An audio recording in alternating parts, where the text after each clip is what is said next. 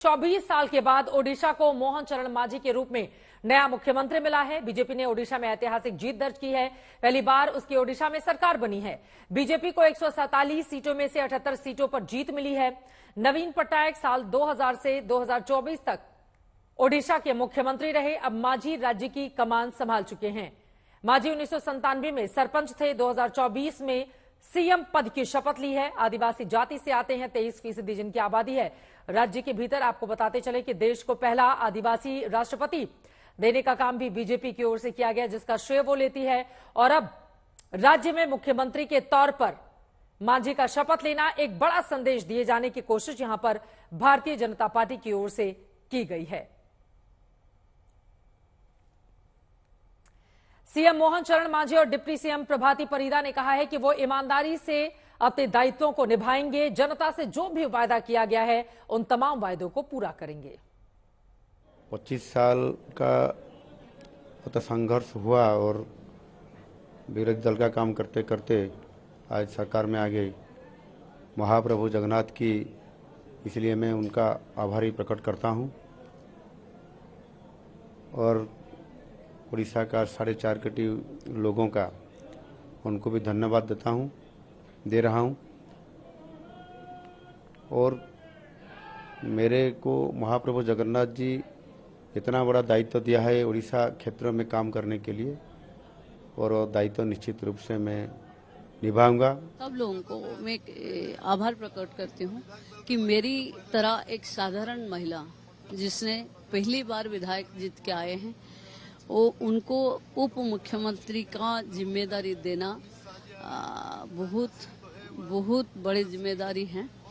और उड़ीसा में प्रधानमंत्री उड़िया लोगों को बोल के गए थे कि एक एक करके उड़िया अस्मिता से लेके सब कुछ बोल के गए थे। जो बोले थे उसको एक एक करके पूरा करना हमारी सरकार की प्राथमिकता होगी।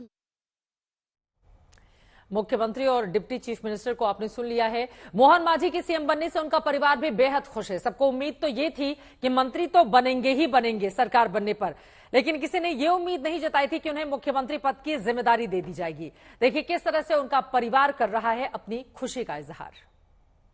मुख्यमंत्री बनेंगे तो हम तो नहीं सोचे थे, लेकिन मंत्री तो जरूर है। मुख्यमंत्री घर आएंगे तो हमारा तो रीति रिवाज है ना, हमारा परंपरा है। आएंगे तो हल्दी पानी में हम पैर धोएंगे और आरती उतारेंगे। मन में गुलाब फूट गया जैसे लग रहा, बहुत खुशी लग रहा है टाइप का। और कुछ स्पीचलेस है हम, और क्या बोले करके टाइप का कह नहीं सकता। इतना खुशी से और कुछ बोल नहीं पा रहे हैं करके। परिवार के लिए ये भावुक पल है। आप मोहन मांझी के बेटे को देख रहे थे। यकीनन जब इनका जन्म हुआ होगा तब से लेकर आज तक सिर्फ एक ही नवीन बाबू की सरकार थी, लेकिन उसके बाद किस तरह से किस्मत पलटी, बीजेपी की सरकार बनी और उनके पिता को मुख्यमंत्री की जिम्मेदारी दे दी गई। बीजेपी की बात अगर ओडिशा के मद्देनजर कर ले तो ओडिशा में बीजेपी ने शानदार प्रदर्शन किया है। एक एक करके जरा आपको दिखा देते हैं आंकड़े। 10 साल में बीजेपी की 68 सीटें बढ़ गई हैं। दरअसल इस बार 2014 में बीजेपी ने जिस तरह का प्रदर्शन किया था, सिर्फ 10 सीटें ही हासिल हुई थी। ये अलग अलग, ये देखिए 2014 में 10 सीटें मिली थी, 18% वोट शेयर उसको हासिल हुआ था। उसके बाद अगर हम 2014 के बाद 19 की कर लें, वो आंकड़ा भी रखिए सामने।